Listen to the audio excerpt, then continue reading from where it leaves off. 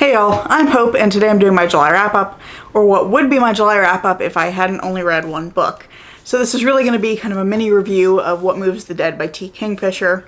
And it's going to be mini because this is a novella, and I really enjoyed it, and I think you should read it, so I don't want to say too much and give the story away.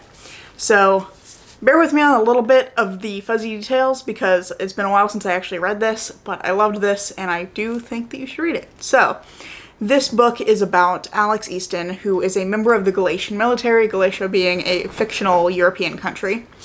And they receive a letter from their childhood friend Roger, who also fought with them in the military.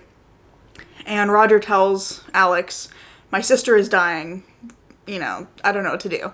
And so Alex travels to the Usher household in Ruritania and just is trying to check in with them, find out what's happening with Madeline because the letter is quite vague, and also see how Roger's doing.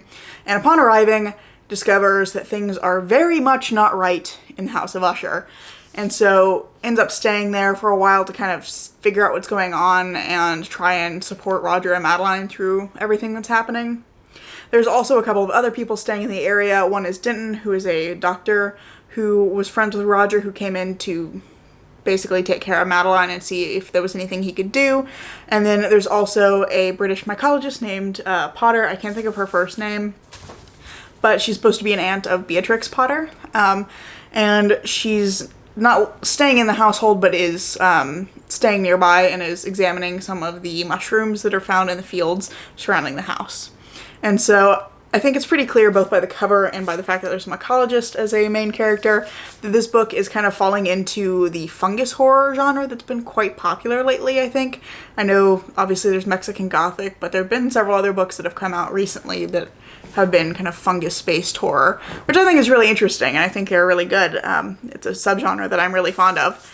But I think this was a really interesting version of that. I think this uses kind of a different take on fungus horror that I really enjoyed, and I also really enjoyed all of the characters. There's a lot of fun interactions because all of the characters are a little bit quirky and snarky in interesting ways. There's a lot of humor in here. If you're very sensitive about Americans being called out for their bullshit, maybe don't read this because there's a lot of the jokes in here are about Americans being weird, which, yeah, that's true. That's just an element to be aware of in here, because I did see one review on Goodreads that was somebody that was annoyed by that, so I just wanted to mention it. Beyond that, there is just a ton of kind of snarky humor, particularly in Alex's inner monologue. They have a very kind of dry, witty sense of humor that comes through in a lot of the thoughts that they have about what's going on. So there's just a lot more humor in here than I would have expected for a horror book.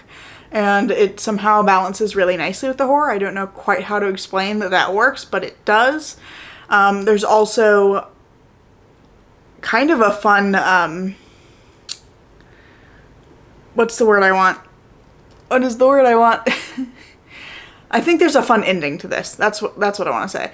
I think the ending is a little bit too neatly wrapped up, but I do really like the way that everything kind of works out at the end. I would have liked a slightly messier ending, even better, but I did really enjoy this, and I like the way that it kind of leaves things open for the characters to kind of move on from the end of the story. So I feel like that's all I can really say about this book without giving too much away. Oh, I did want to mention that there's some fun linguistic stuff. So if you like linguistics, this book is for you. There's a significant portion of this book that talks about the culture of Galatia, which is where Alex is from, and Galatia has, I think it's seven different sets of pronouns that are all used for different things. And so Alex is a member of the military, or was a member of the military, and so has a specific set of pronouns, which are ka and kan.